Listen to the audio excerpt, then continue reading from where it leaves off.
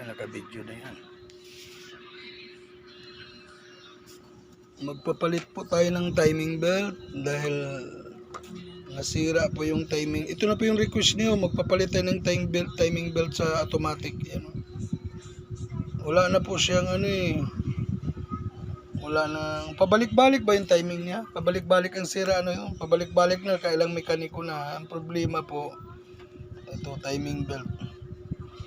Kaso lang naka automatic siya, kailangan niyang bunutin. Ito, binunot ko na titingnan nyo guys kung paano tayo paano ba?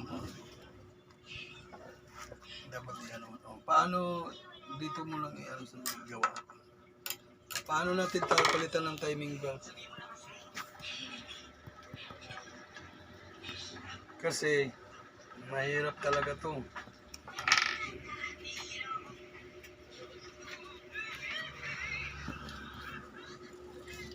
Abala sa oras. Ang location ko namin dito guys nasa anong lugar to? Victoria Hills. Victoria Hills, Antipolo. Malayo malapit tayo sa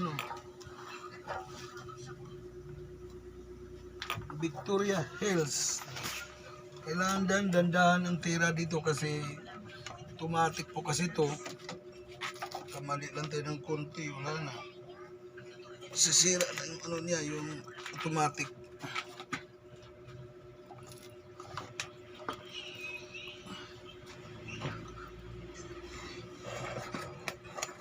Yan.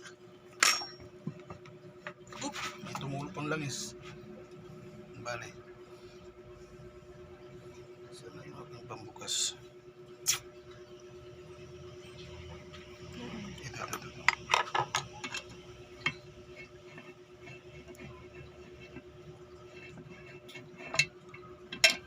Baklas talaga to guys, baklas.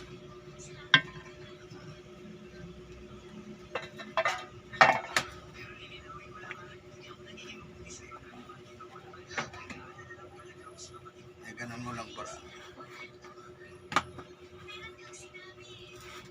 Ilang mekaniko na yung gumagawa nito? Mga dalawa na Tapos babalik-balik lang ang problema. Kaya pabalik-balik ang problema, yung belt niya ay pudpud na. Belt niya. Hindi mo mapapansin dyan, pero sa likod wala na siyang Ito ang bago. Ito ipapalit natin. Parang sa click lang yan, sa Honda Click ko. Yan, ganyan lang. Ayusin natin ang problema para makatulong tayo.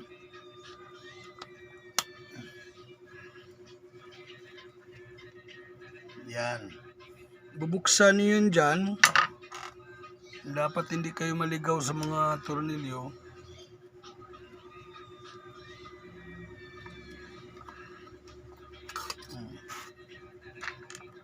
Ito po yung niya guys.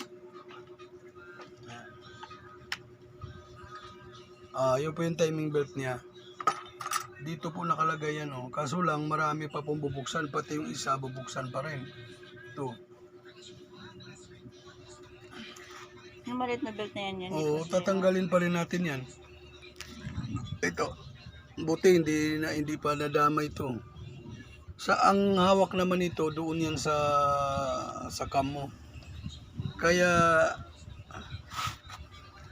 bubunot din tayo dito. Papunta roon.